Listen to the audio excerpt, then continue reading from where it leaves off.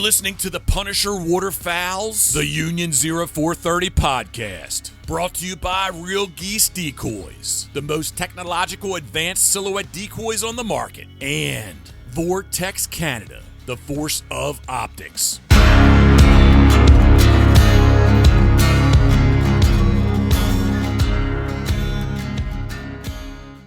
Hey everybody, welcome back to the Union 0430. This is episode 128, and boy, do we have a treat for you today.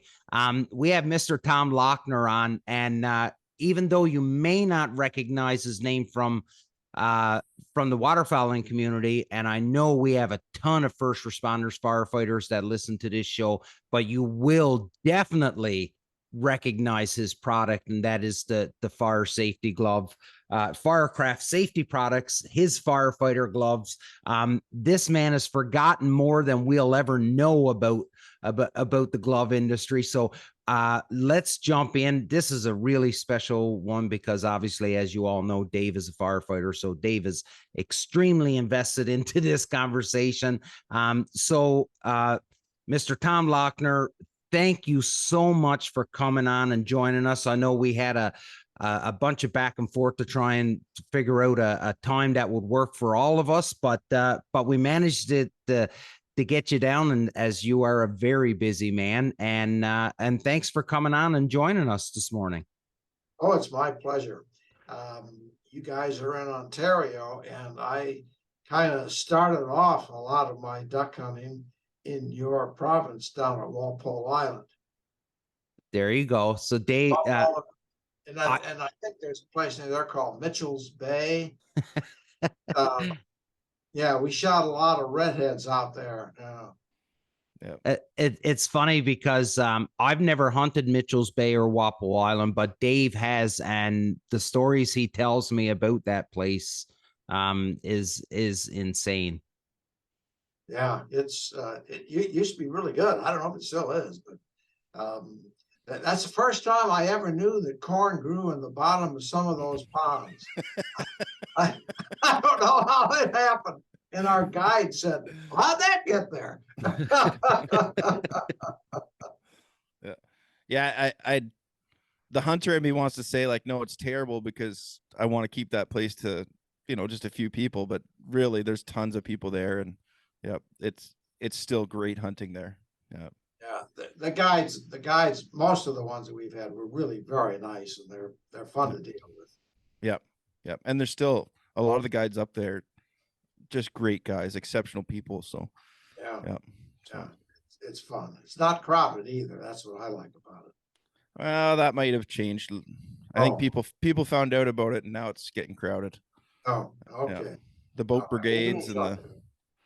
All right, Damien, what would you like to hear about gloves? So first off, I want to talk about this crazy idea that, and I guess what I want to do is I want to get the history, because, over 40 years, you've been in this industry of creating gloves, and you created with Mr. W.L. Gore, the first waterproof insert to go inside a fire glove, right? Right. And that will translate into where we are today with the duck hunting glove. But I really wanted to talk to you about, you as a duck hunter, and you sort of kind of just touched on it, but that duck hunting and then transitioning your fire glove into duck hunting. So it'll be a little bit of back and forth, I think, in trying to hammer out the timeline, and I could be doing this ass formus. But I guess the best thing to do is start with, how long have you been duck hunting compared to making fire gloves? I started duck hunting at 10 years old. There you go. With my father, and I have two brothers, and he enjoyed it. And so we learned to appreciate the outdoors, and learned how to pluck ducks, learned how to cook them. And I currently have a freezer full of speckle belly, as we call down here, the ribeye in the sky. But I started playing around with fire gloves back in 1975, and I bought a company that was a glove firm, and I worked with Gore, as you indicated. I'm impressed that you've done your homework. I guess you read our website or something. But anyway, we worked with Gore and developed the insert that goes into fire gloves, and so that's when I started doing it. So we've had considerable experience on how to make sure that that moisture barrier stays in the glove and doesn't invert. There's as a firefighter, the worst thing that can happen is, for some reason, you take your glove off during an incident and the lining comes out. You can't get it back in and you've got to leave. So I made sure that our gloves do not have that occur. And over the past number of years, we've learned how to make sure they do stay. Occasionally, because they're handmade, there's a problem and doesn't stay in there properly, we will replace the gloves. No questions asked. How we morphed into adding the Quack Attack line of gloves is pretty simple. I've also hunted extensively down in the state of Arkansas, and in a place called DeWitt, and also Stuttgart, which is the duck capital of the world. Major flyway down there. And about 4 years ago, our guide proudly showed off a brand new pair of the most well-known hunting gloves in the U.S. And I won't say their name, but yes, they use Gore-Tex as the moisture barrier. He said, my son just gave these for Christmas. He said, I got to go out. Some of those deeks don't look right. I've got to go out and I'll replace them. This was in the flooded rice paddies. So he goes out, does this with a couple of them, lets out a couple of expletives. And he said, these are brand new gloves and they're leaking. And when he came back to the blind, he said, Tom, you make fire gloves. They don't leak. Why can't you make a hunting glove that doesn't leak? And I said, well, I never thought about it. And he said, well, think about it. So that's what got me started. And we spent a couple of years looking at ways to get these things made.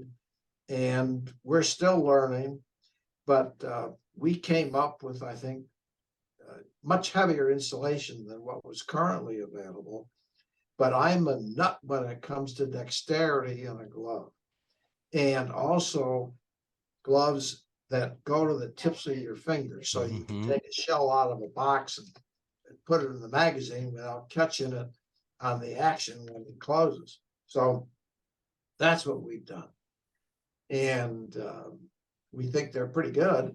I just got a picture from Arkansas when that cold wave hit so ago. The glove was iced, and the guide sent this picture. And he said, Tom, the glove is totally iced, but my hand is still warm. He said, how did you do it? And I sent him back a kind of smart ass remark. And I said, oh, ice is a good insulator. I said, that's why. Anyway, so that's what we've done. You know, oh, sorry, Dave, go for it, buddy. You know, the thing that kind of I thought was the neatest of the whole story was you started out making gloves to keep the heat away from the firefighter, to make sure that their hands don't get burnt. And now you're making gloves to make sure that the heat stays in and the water stays out. It was kind of like that mindset shift that you had there 4 years ago, to be like, okay, let's keep the heat in, but water repellent. Okay. And it was kind of, yeah, I'm looking at the gloves and you can see the similarities between them, but at the same time, it's like, there's definitely a technology shift here that you had. So interesting you mentioned that, because the NFPA standards require, as you know, Dave, to withstand certain amount of conductive and radiant heat. And on the back of the hand for the radiant heat, conductive on the palm. Well, we've always said how come you don't have something to see how much they protect you in cold weather? And I'll never forget one of the guys from FDNY said, Tom, we have learned that if you can keep the heat out, it will also keep the heat in cold weather. Mm-hmm. And I said, really? Yeah. And so based on that premise, you're right. We just flipped it a little bit. But we also, we have a lot more insulation in our gloves, as I say, than other people do. Yeah. So I hope they keep you warm. We have some that you can put a heat pack in the back if you wish to.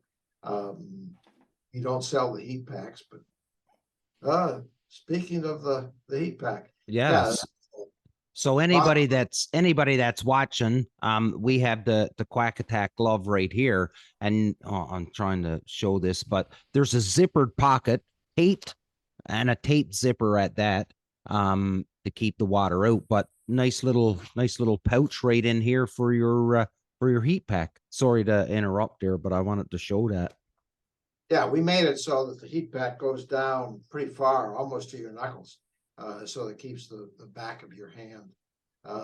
Somebody asked me, why don't you put it on the palm? And I looked at him and I said, have you ever shot a gun with a heat pack Yeah, glove? No. absolutely. The thing that I like, and it seems, the more and more people that Dave and I talk to within the waterfowling world, is that the majority of the great ideas come from sitting in the duck blind when a problem happens at the moment. In the moment, when somebody is wet, cold, or something's not working, the decoy's not working, is flipping upside down, whatever it may be, it's right in the moment when someone goes, man, somebody's got to be able to figure something out better in order to make this more comfortable or whatever. And, being in Arkansas, like we said, the duck capital of the world, in those rice paddies and sitting there and the guide, somebody that does it, it was entire, what am I looking for? His living is made hunting birds. So who better than to design something for than the outfitter, right? The guide. So when he says, come on, Tom, you're a brilliant man when it comes to gloves. I'm sure you have an idea how to figure this out. So let's get to work. I think it's amazing. And the one thing I wanted to touch on is after Mr. McCoy got a hold of Dave and I, and he wanted to get us some gloves so that we could try. I like when you had said, you want that dexterity when you're designing the glove and being able to pull a shell out of the box and work it and everything. I don't think I've ever seen such a robust system in sizing a glove for a person as to what your company has. Well, thank you. We do the same for the fire gloves. Yeah. And it's a regular procedure in the fire service to be able to provide the best fitting glove that you can for them. And so it wasn't a great leap to just morph that system right into the hunting gloves. And going back to the Stuttgart locations, the guide service that we use is called Quack Attack. Mm-hmm. And they also have guides up in northern Saskatchewan. Yeah. Up around, I'm trying to remember, Shellbrook, Prince Albert. Okay. Yeah. Up there. Yep. And if you want to see a lot of birds, oh, yeah. It's insane, eh? Up there, I'm sure my jaw dropped. I couldn't believe it. Unfortunately, now the snows have, I don't know where they came from. I have no idea why they have proliferated like that. But I hear also that they're starting to die off for some reason. I don't know why, but anyway, so I asked if I could use the name Quack Attack because I thought it would. Frankly, I couldn't come up with a different name for a glove. I'm very bad about that. So they said sure. So we call them Quack Attack gloves, and I'm sure that some of their customers out there think that they own the glove company, which is fine. We're good friends, and so anyway, that's how we came up with the name.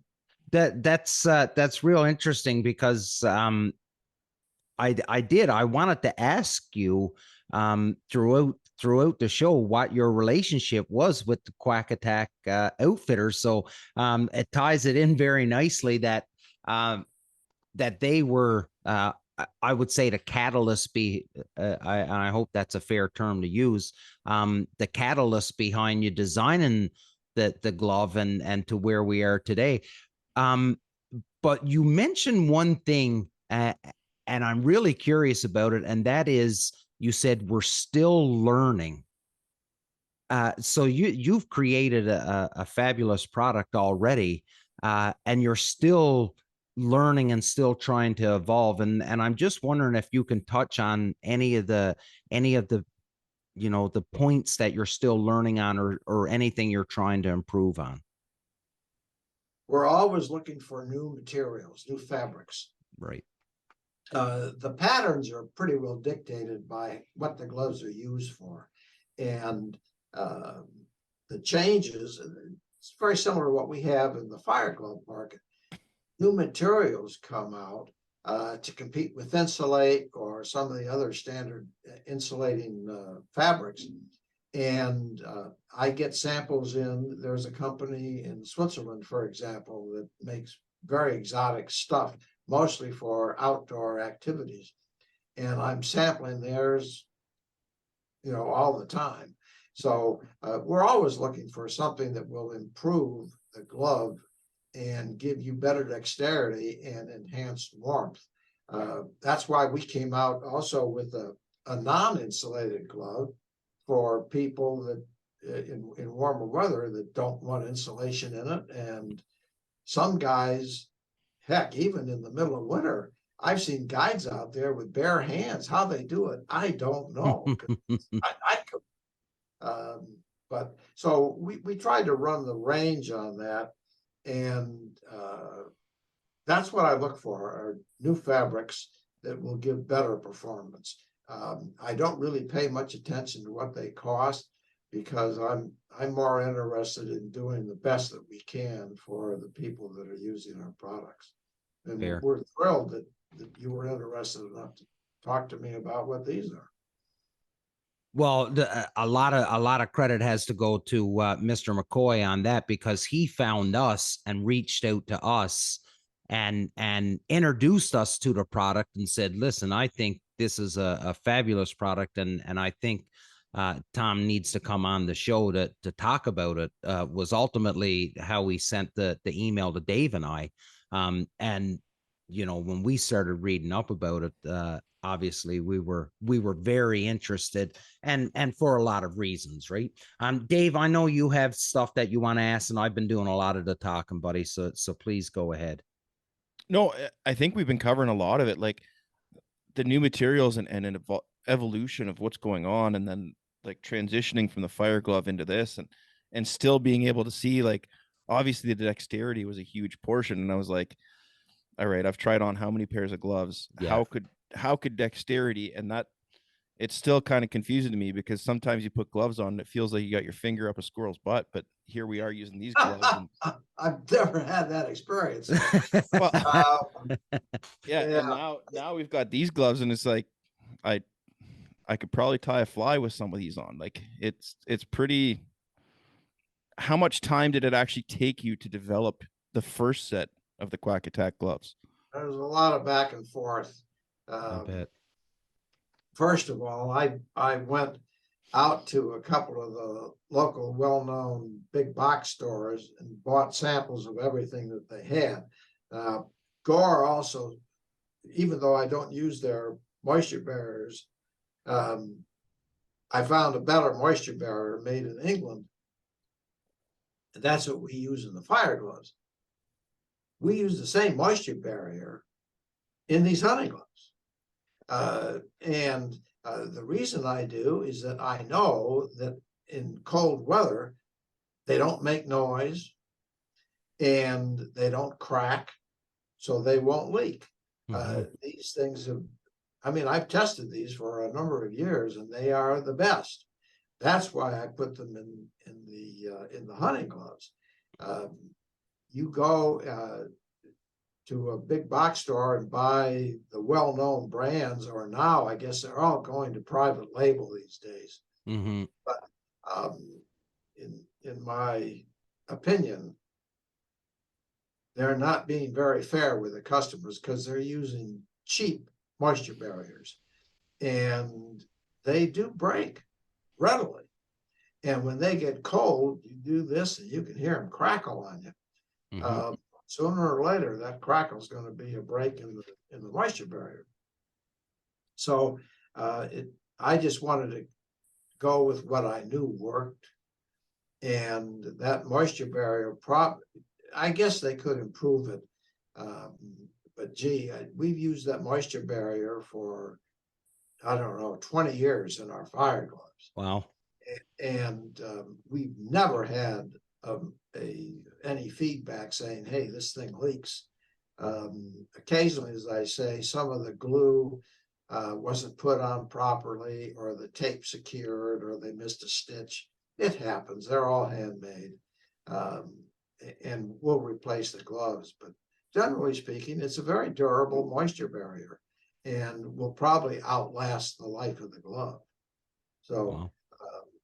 We want to make sure you get something that is worthwhile, because they're not inexpensive gloves. Now, when you look at materials like that, do you look at cleaning of them? Like if I accidentally put them in the washer and dryer, is it going to damage them? Like, we would prefer, and it's the same protocol that we recommend for the fire gloves. They just pretend you're washing your hands. Take a mild soap, wash them like this, run them under a lot of water. You can put them in an extractor that you might have at your fire station, but we would prefer a line dry on these things. They dry pretty fast.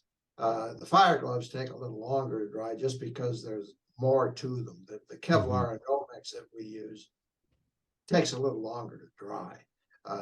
These are all pretty thin fabrics, and even the insulation in there dries pretty rapidly. Yeah. So,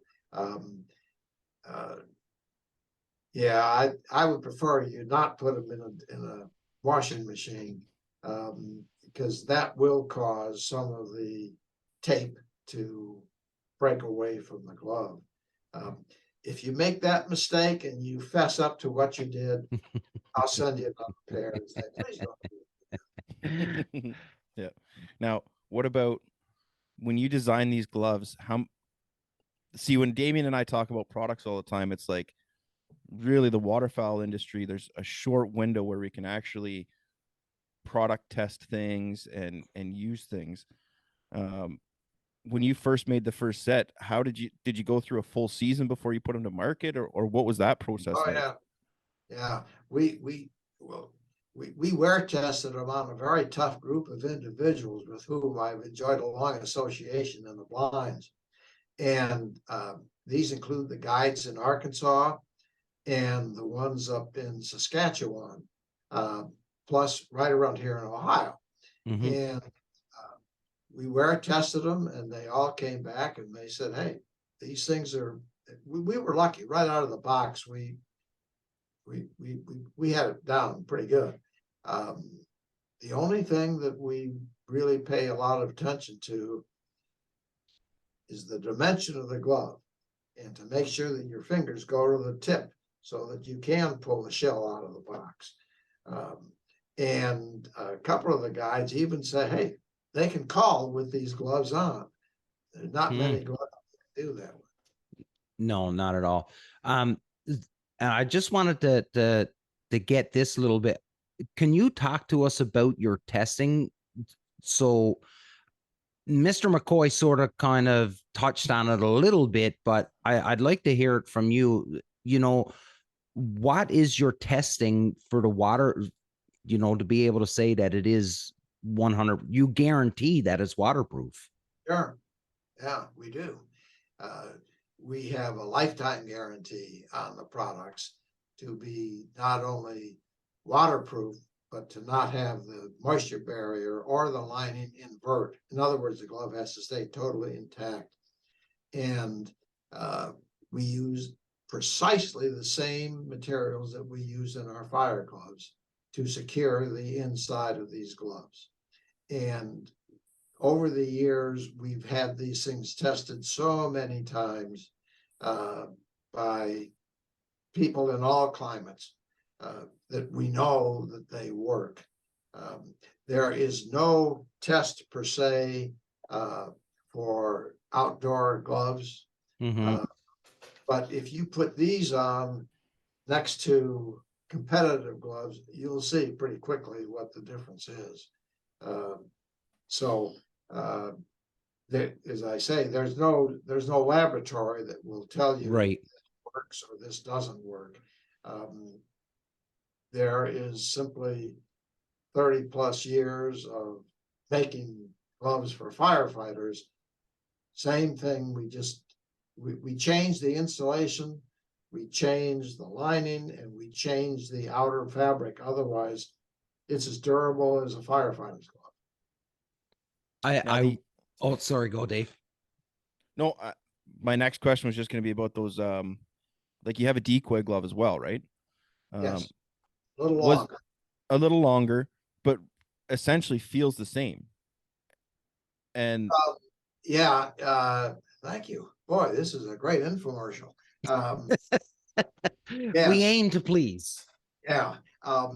The difference between the Decoy glove and the winter hunting glove is, number one, the Decoy glove has more insulation in it because it does not have the pocket for the heat pack. I really don't think you're going to need it in that glove. And the pocket that we have in that glove, the winter glove, takes up enough room that we really can't pack much more insulation in there and still have a dexterous product. So those are the two differences. I think that over time, the Decoy glove is going to be the dominant glove that's going to be used. I find it has a little better dexterity simply because the material used in that heat pad pocket doesn't stretch, and everything in that Decoy glove stretches. So you just have a more dexterous product that way. I wanted to bring up something that has nothing to do with the glove, but the fact that you are indeed in Ohio, and our show sponsor is Real Geese Decoys, and I'm not sure if you know about that company, but they're out of Ohio too. And a good friend of ours, Brian Ellithorpe, is out of Ohio as well. So it's just I think we need to do a big hunt in Ohio next year. I think so, but it's, you know, and it always comes back to this, and it's a little bit surprising for Dave and I, being Canadians, and when you think about the duck hunting world, you think about Arkansas and you think about those southern states, but since we've been doing this show, and the majority of our guests, 90% of our guests, come from south of the border, we've quickly learned about Northern California and Washington State and Ohio now, and Kansas and Missouri. And we're learning about all these states that don't necessarily get the press or the attention, and maybe that's by design by all of you people that hunt in Ohio and all these other states. Listen, let's not tell everybody. Let everybody keep going to Arkansas, and we'll just keep everything here. So that's our tangent for the episode, I guess. That's Tom came on and he's like, Yeah, I'm from Ohio, but I just go to Mitchell's Bay, so everyone else should go there. Stay away from Ohio. But you know, it is a small world because, like I said, Craig Mintz, the Mintz family, they sponsored the show. They come from Ohio, and they've a long history of being in Ohio and hunting geese, and then we've got Brian Ellithorpe, who does outstanding photography and some YouTube content for duck hunting on you know, the big water. And then here you are with your very humble beginnings in the firefighting industry, and now you've, you know, because of your love of duck hunting, now you've created something that I think after this show is going to get a lot more attention. And I know you didn't touch on the name of the other, but there are some brands out there, and there's a lot of brands out there, especially in this outdoor world now. It seems every year there's a new company popping up, and we're not taking anything away from any company, because we love them all, and we use a lot of them. But for a waterfowler, I think everybody that listens to this show will all agree the hardest product to find is a glove that people are happy with. Of everything that a jacket, waders, boots, decoys, calls, whatever, people will find something that they'll like. But I've yet to find anybody that will hand on heart take as gospel as being the be all end all glove. And I think what you've produced is that, to be honest. Well, I hope we're on the road to providing a good product, but we never stop. You know, when there's something that comes along that says we can improve it, we certainly do.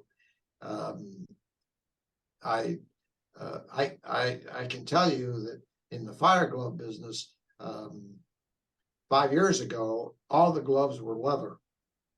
Now they're morphing into fabric gloves, and heck, our fabric fire gloves you can wash 100 times, and they're fine. We've had big departments that have done that, and I was shocked. But we want something that meets your expectations, and I guess when that well-known brand leaked right out of the box, I began to hear more and more that that's not so uncommon. And I said, how can that be? But the majority of those come from China. Yep. And they use a local moisture barrier, or one that's made in South Korea. But heck, that moisture barrier, those things, they pay maybe between 50 and 80 cents a pair for those. Ours are, I'm not sure what we pay for them, somewhere around $3 or $4 a pair. You can pay $9 or $10 for the Gore-Tex ones, but they'll still leak on you. The reason they do is that the way they're manufactured, their moisture barrier is fine, but they're just sloppy. When they make them, they puncture them. That's how they get damaged, and that's why they leak. So at least I think so, because Gore is pretty oriented toward turning out good products. Yeah. They always have been. So I think it's all in the production. We just pay a lot of attention to making sure that these things don't leak, and that when they're made carefully and properly. So that's the difference. We pay attention to detail. Not a lot of other companies can boast that they're just starting to make duck hunting gloves with, 30, 35 years of experience making gloves, right? A lot of it you see is, it's a jacket. We make jackets, and it's kind of the same material. These gloves will work, right? But so it's kind of, you got something going for you there. Well, thank you. It's fun to be able to provide products for any industry that people are complimentary about, and we appreciate it.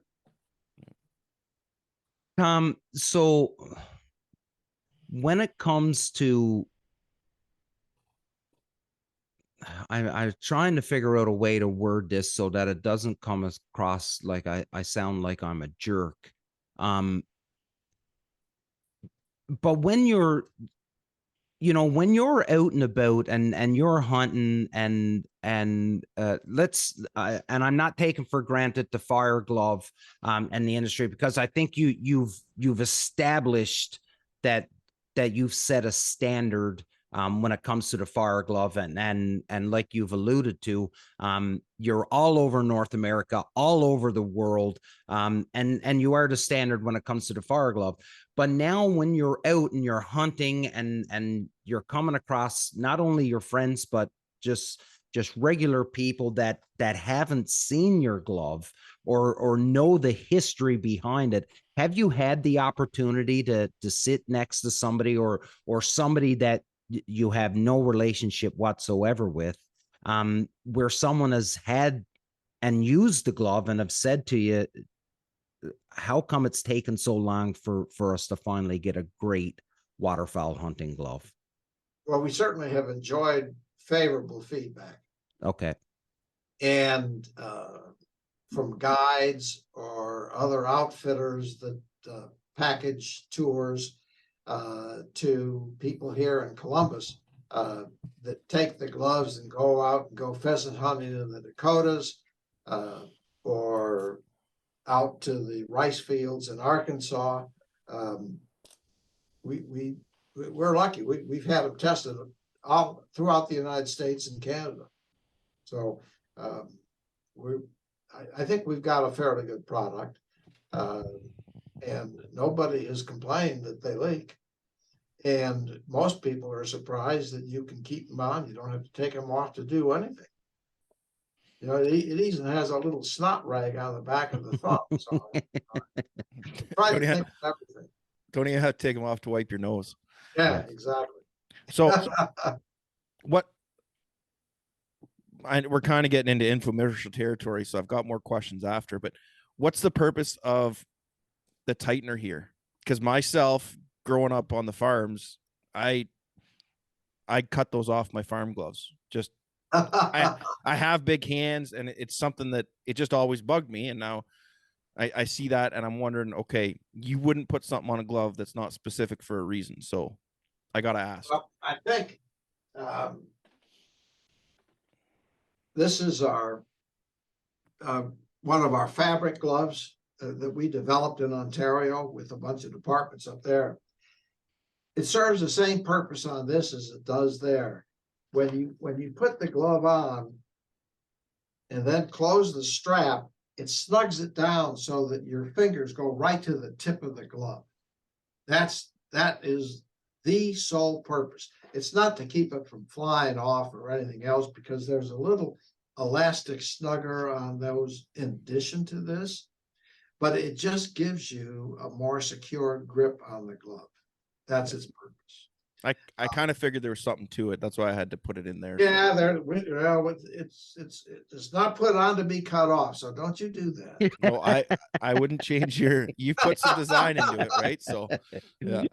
It does make a difference when you use it. Okay, so Good question. I really think that we need to ask, like, you've probably only got 10 or 20 years of experience hunting ducks here, so I need to hear some stories. Like, what are some of your favorite hunts that you've been on? You got to have duck hunting stories, buddy. I will tell you this. The first time that I was up in Saskatchewan, I had been used to seeing swarms of ducks in Arkansas, Mm-hmm. the likes of which we don't have here in Ohio. And then to go up to Saskatchewan, and I'm sure the same thing is true in Ontario, the quantity of birds is just phenomenal. The cacophony of geese or ducks coming in that volume almost makes you forget what you're out there to do, because it's to me, it's just deafening. And it's a thrill. We also enjoy the wildlife up in northern Canada because you see bear, you see moose, all kinds of four-legged creatures running around. Mostly it's the people up there, the farmers, that you have to ask for permission to hunt on their land. We've never been turned down, especially when there's snow geese up there. They say, please shoot all you can, get them out of here. And we always give the birds away to the locals because we're not set up to cook when we go up there. So we learn to do that. I don't know. I mean, I'm embarrassed to say that I have almost hurt some of my friends by having a goose land on their head. Everybody's probably done that. And you say, don't do that again. But I think the first time in any area, just to see the multiple groups of birds that will come in. You see these in pictures, but boy, to experience it in person, to me, is still a thrill. It's part of nature that most people will never get to experience. The only part of it that kind of gets boring is when you brush them out at the end of the day. Boy, I tell you, that's a lot of work. You start questioning why you shot so many, right? Yes. Yeah. Well, here in the States, you got a pretty good limit. And up there, I'm trying to remember if we had limits up in Saskatchewan or not. I honestly don't remember. I'm sure that we did. Yeah, we had to have limits. Yeah.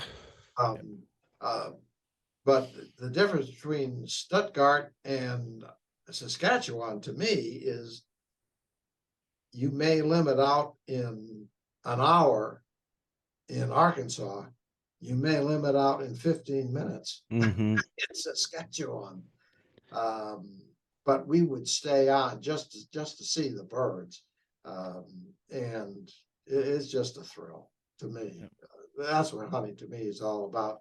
And the lies that you'll tell each other later on at dinner make it a wonderful experience. And you guys know better than I do. I just see on the back of the board, you're into a lot more. I'm just into the birds. I've never gone turkey shooting because I can't sit still that long. I make too much noise. Neither can I. I've got ADD, so yeah. Come on up. I'll show you how I do it. You know, I've been to Saskatchewan. I've hunted Saskatchewan once. And I can relate to what you're saying when you say you're in awe. And I can remember one morning that I said, I'm not even going to pick my gun up for first light when you could shoot. I said, because I really just want to try and see if I can take some video of the amount of duck. I'm a duck guy. I'm not a goose guy. I love hunting ducks. So the wide range of species that I would see in Saskatchewan was what blew my mind, because there was it was a hockey sock full of every type of duck that was out there.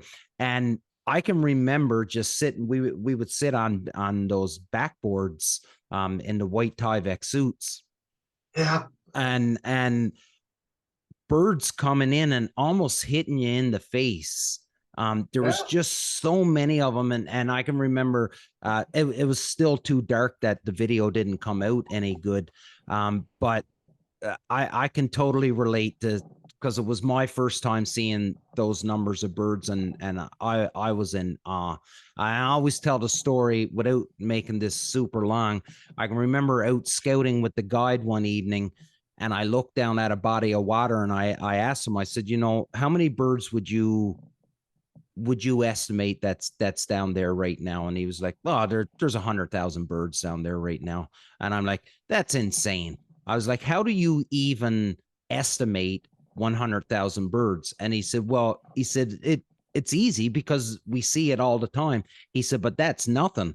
This was mid-October when we were out there. He said by mid-November, he said there will be 1 million birds in that body of water, Really? which was just absolutely mind-boggling to me. Yeah, there seem to be some changes in the routes that birds take, at least through the states. Mhm.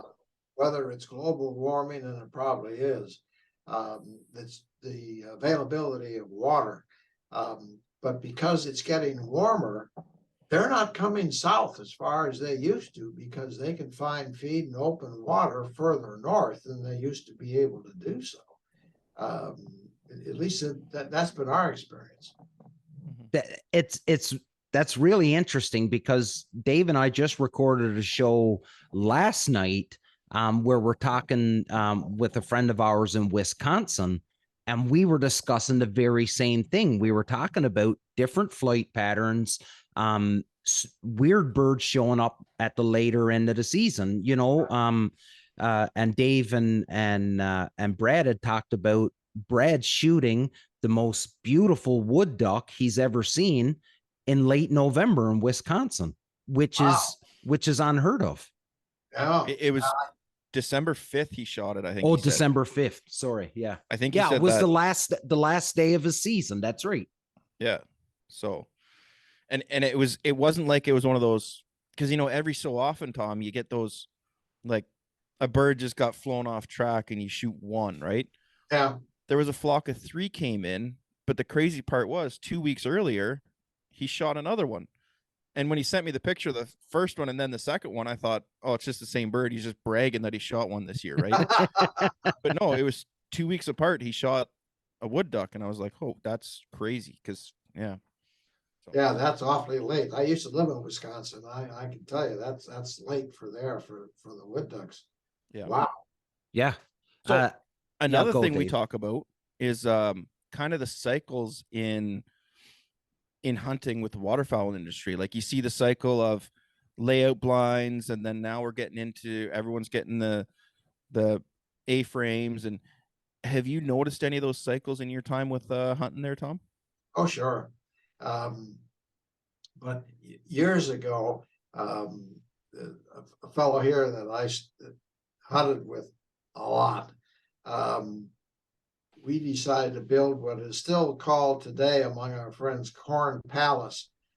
We used a bunch of hay bales, and it was high enough that you could enter it. We put a tarp over the top and big opening in front.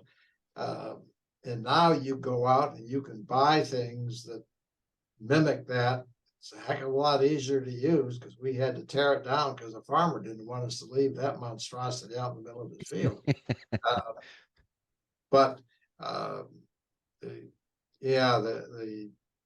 way that you lay out for them now is certainly more comfortable.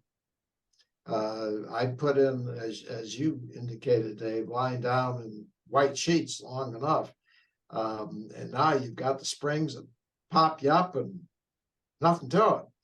I think I worked out my stomach muscles pretty well. Just I pop up when those geese would come in, or the ducks mostly. But yeah, things change, but still, it's the camaraderie that makes this whole sport so exciting. And as I say, if it wasn't for my friends, I never would have gotten into making a hunting club. But they leaned on me long enough and hard enough to get it. My wife actually runs the Quack Attack division of our company, and she enjoys chatting with people around North America about it. Well, that's awesome, Tom, and we're almost at our 60-minute mark here right now. So I think we're getting close to just starting scratching the surface and picking your brain, because I think there's a wealth of knowledge in there, and so much that we could so much more that we could talk about, especially when it comes to the evolution um of the duck hunter, and how things have changed over the years. But you're 100% right when you say all the products and things to make life a little bit easier and comfortable for you have changed over the years. But the one thing that stays constant is the love and the passion for chasing the birds and being surrounded by your friends. And of course, the lies that are told back at outside of the blind, because those are the best. Those are the best memories, and it seems like the worst days are the best ones that you remember as well. I know 20 years in the Army, that's usually the way it was for us. The most uncomfortable you were the ones that usually made the best memories.